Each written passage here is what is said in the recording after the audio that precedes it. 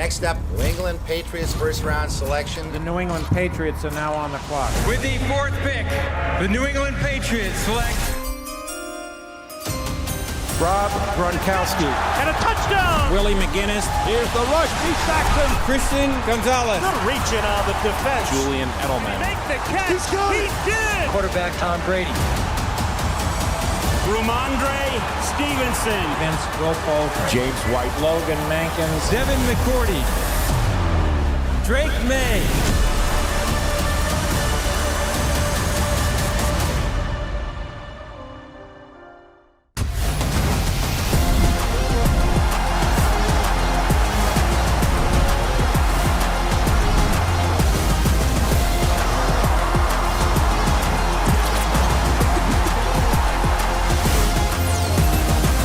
Patriots All Access Draft Special is brought to you by Toyota's official website for deals, buyatoyota.com.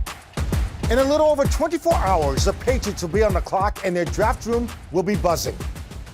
Hello and welcome to the special draft edition of Patriots All Access, brought to you by Toyota. I'm Steve Burton. It's one of the most asked questions of the year. Who will the Patriots select with the 4th overall pick on Thursday night? To set the table before the draft begins tomorrow night, here's Dan Roach. It's been a busy 3 months for head coach Mike Vrabel and the Patriots front office. The team has been aggressive on the free agency front. Pressure again. Dak, ball is out, and the Eagles have it. On defense, they've addressed several needs, from defensive line to linebacker to pass rusher to cornerback. While on offense, they've shored up the wide receiver position as well as right tackle. Welcome to the NFL Draft. And now we're on to the draft. The hours on the road have been put in the scouting and interview process, from the All-Star games to the NFL Combine to pro days. You know, one of the first things that Coach Vrabel did was come talk to the scouts. Like, as soon as he was done with his press conference on day one, he came in, we rounded up the scouts, and he talked to the scouts about his vision for the team and what you know they could do to help that vision come to life. And it's been really good collaborative process. All the pieces of the puzzle have been put together before they're officially on the clock tomorrow night. The work's been done, the coaches have been consulted. We're trying to put everything together, medical, testing, and then bringing it back to the film and trying to put everything together to make sure they're Patriots. If things go the way we expect them to tomorrow night in Green Bay, it'll be Cam Ward, Travis Hunter, and Abdul Carter, 1, 2, 3. That leaves the Patriots at number 4. Do they draft for their biggest need at left tackle, or do they surprise us? For Patriots All Access, I'm Dan Roach. Coming up on All Access, we talked to Mike Vrabel on the eve of his first draft as head coach of the New England Patriots. You see players in there that can help this team. Sure, absolutely. You're watching Patriots All Access. Patriots All Access is brought to you by Bank of America, official bank of the New England Patriots. And by Cross Insurance, official insurance broker of the New England Patriots.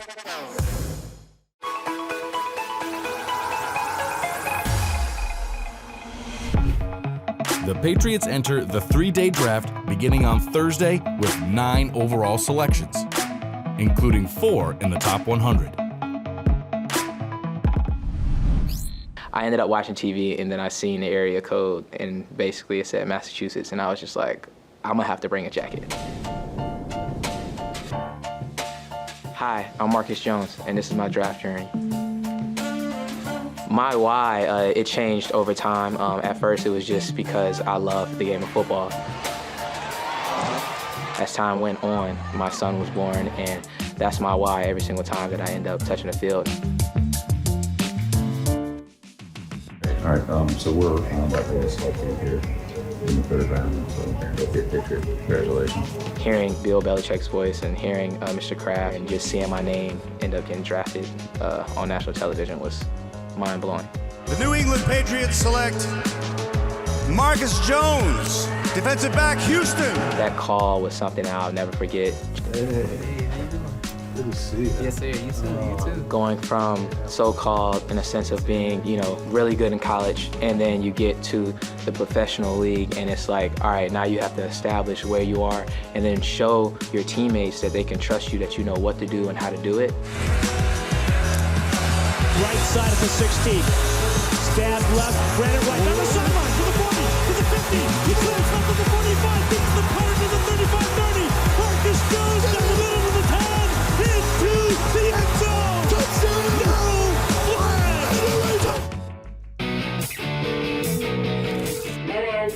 Hi, is this Darth Vader? It is. Bill Parcells' call to the Hall came from owner Robert Kraft, who selected Parcells as a contributor for this year's Hall of Fame class. We stop him right here. We're going to have time. You can decide who goes in with him. Is it the most clutch kicker in NFL history? Kick up on the way, and it is good! It is good! 45 yards! Adam Vinatieri kicks it through the snow! Or the third leading receiver in NFL postseason history? Throws down the order for Adam. Ball's tipped, and Julian diving for it. I caught it! Or one of the best offensive linemen in franchise history? Lot of effort, lot of finish. It starts all with us. 1, 2, 3. 1, 2, 3. Voting ends on April 30th.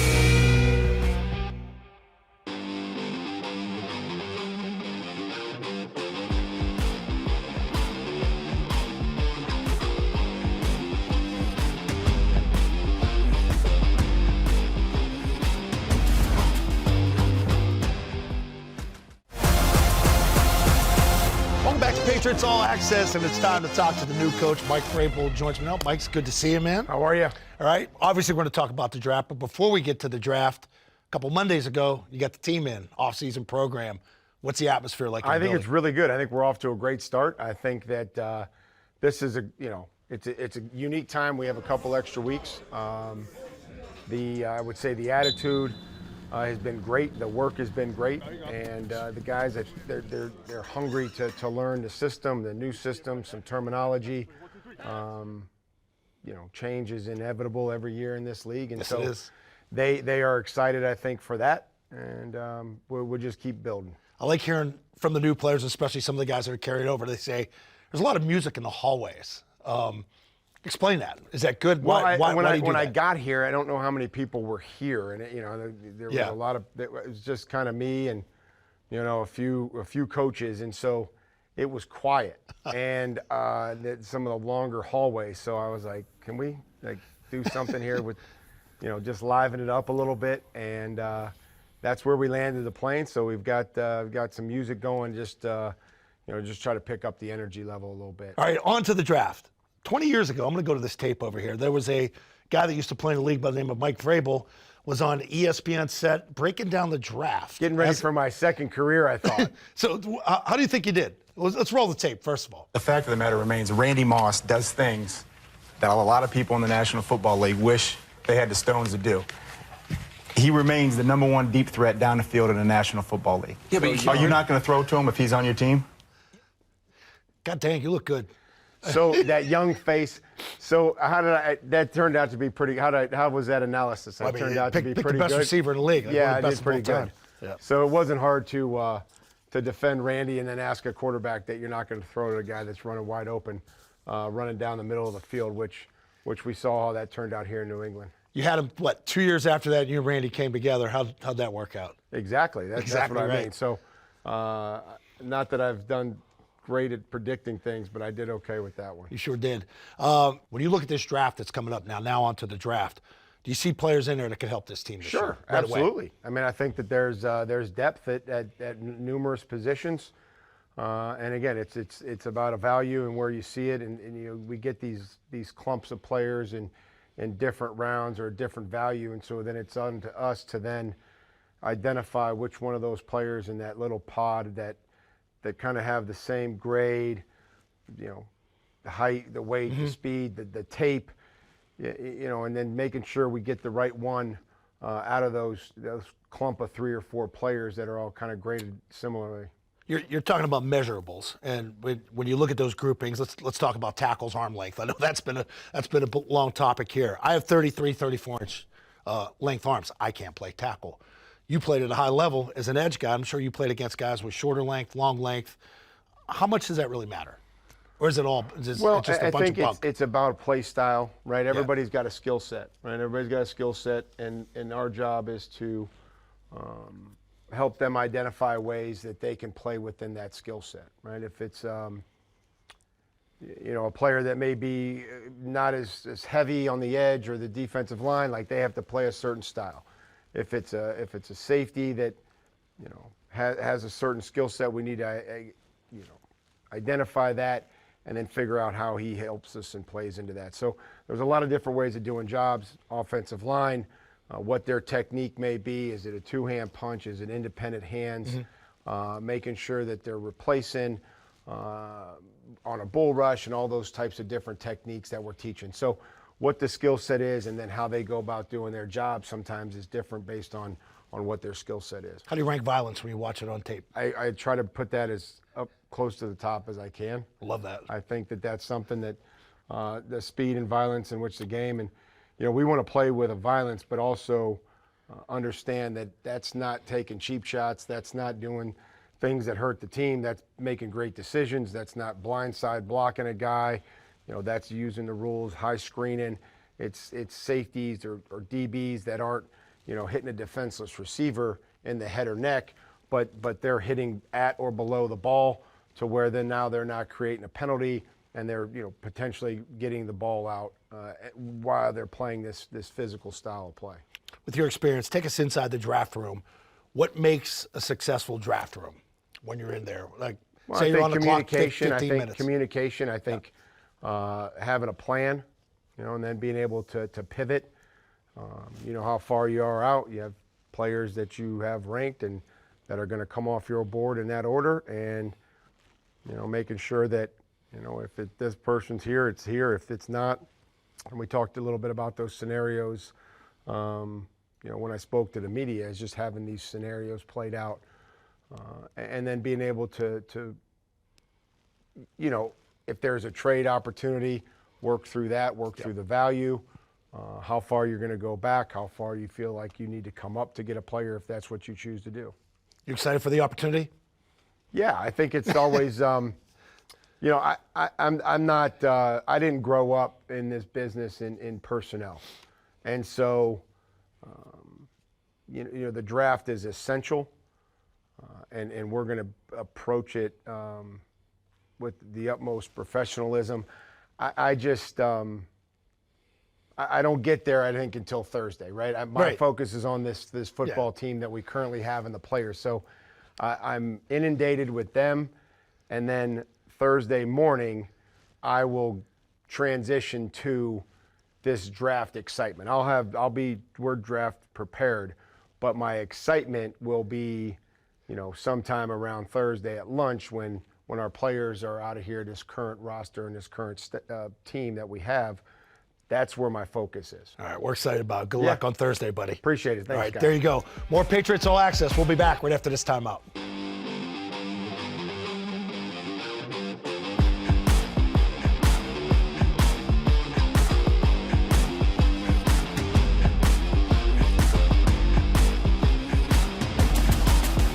Patriots All Access is brought to you by Bank of America, official bank of the New England Patriots. And by Cross Insurance, official insurance broker of the New England Patriots. Welcome back to Patriots All Access, everyone. I'm Bob's Discount Furniture Studios with Mike Reese and Paul Perillo. Good to see you guys. Draft week, let's go. Draft week, let's go. Okay, how much suspense at the top of the draft for the Patriots? 4th overall pick, is it a lock? It's going to be Will Campbell. Because the top 3, are they locked in? I think the top 3 are locked in. I think that the intrigue starts really with the Patriots at 4. I do think it's going to be Will Campbell. I think that's the overwhelming favorite, I would say. Give me the top 3 first. But it's got to be Cam Ward. It's got to be Travis Hunter. It's got to be Abdul Carter. And those last 2, I would say in any order. I think it's going to be Hunter Carter. But those 3 guys, to me, are going to be 1, 2, 3. So the draft starts with the Patriots at 4. I think that's where the drama kicks in, everybody thinks it's Campbell. I'm not sure it will be, but that's certainly the consensus pick. And why does everyone think it's going to be Campbell? We know they have a big need at left tackle, Correct. and that's arguably the best left tackle. If you think, Paul, he can play left tackle, and that's the question, right? He's got the shorter arm length, and maybe he slides inside to guard, and maybe there's not value at the pick, and maybe there's also a team that wants to come up and trade for your pick. So I wouldn't lock it in, Steve, and say, hey, tune in at pick 5 because we already know what's going to happen in the top 4. I still think there's some suspense there. All right, so if not Will Campbell, then who? Here's where I go Georgia, and I lean on the recent history. Those Georgia defensive players have been home runs in the draft. I like Jalen Walker. I think he's a sort of a hybrid kind of a linebacker. He can play off the ball, but also on the edge. We need offense. Yeah, I want to get the best players. I think the Patriots need to find good football players. Yes. I think they did a good job of that in free agency. I want to see them continue to do that in the draft, regardless of position. And but remember, you're loading up on defense. But remember what Mike Vrabel said in his first press conference. He said 2 things that most affect wins. Provide for your quarterback for an efficient passing game, so build structure around him, what you're talking about, right. But also affecting the opposing quarterback. And Jalen Walker, he affects the opposing quarterback and is considered a great culture builder. And what are you trying to build here in New England? So I'm with Paul. That would be a very intriguing pick. I need weapons. I need weapons. Steve is going to stand on the table. I need weapons. You know, they all draft and we got our guys. Steve I wants need his weapons. guys. And Steve, don't forget, if you don't do it at number 4, you still have 38, 69, 77. You can still get some of your weapons or some of your infrastructure around Drake May. Is there a player late in the first round or the top of the second round that the Patriots just feel like they got to have, they may go after? Emeka Egbuka, wide receiver, Ohio State, is one that I just put on my radar. We know the ties with Mike Vrabel and Ohio State, the position, if they think that's a first round sort of value, and they got those 2 third-round picks, Steve, 69 and 77, that you maybe can get back up there and just maybe move back in another, 4th rounder or so, and you don't lose that much to go get your guy. That's something I'd keep on the radar. Biggest hole they have to fill? So obviously left tackle is the biggest hole, but beyond that, assuming they can get Will Campbell and he fits into that spot, I think you go back to the number 1 receiver spot. There's still a number of areas. I think they could use some help on the edge. That's why I trumpeted Walker. Wide receiver, to me, they still have a hole at the top of that depth chart. Steph Diggs is a nice addition, but they need something a little younger and a little bit more long-term. I would say wide receiver. And I'm going to go with a double dip on the offensive line, Steve. And I think, left tackle is important, but I'm also looking at guard and center in the present and the future and saying, why not? And I hear from people who have studied this draft very closely, there's some good interior offensive linemen as well. So I'm putting that on the list. When the weekend is over, give me one name that's going to be a New England Patriot in your eyes. There's a couple that I'm thinking of. I'm going to pick one. It's a smaller wide receiver out of Iowa State, Jalen Noel. I think he is that kind of Josh McDaniels type of slot receiver, only a little bit more athletic, a guy that can get downfield, a speed slot. So a little bit of a different kind. Think maybe like Brandon Cooks, in his heyday. So Jalen Noel. I'm going to go with a pass-catching running back, Trevor Etienne out of Georgia. And I think back to the James Whites, the Shane Vereen's, the Kevin Falks. Getting that type of player in the offense to pair with Ramondre Stevenson and Antonio Gibson, I think is a good add. And they had him in for a visit, so maybe that means they'll pick him. I'm going to cheat off of Mike's paper, too, with the double dip on the offensive line. Ozzie Trapillo, DC offensive lineman. Bill O'Brien thinks a lot of them. Wouldn't be surprised if they see him, too. You guys are bringing it today. Absolutely bringing it. Good stuff all the way around. Thanks, Steve. That'll do it for this week's edition of Patriots All Access. So Mike Reese and Paul Perloff, Steve Burton. Have a great week, everybody.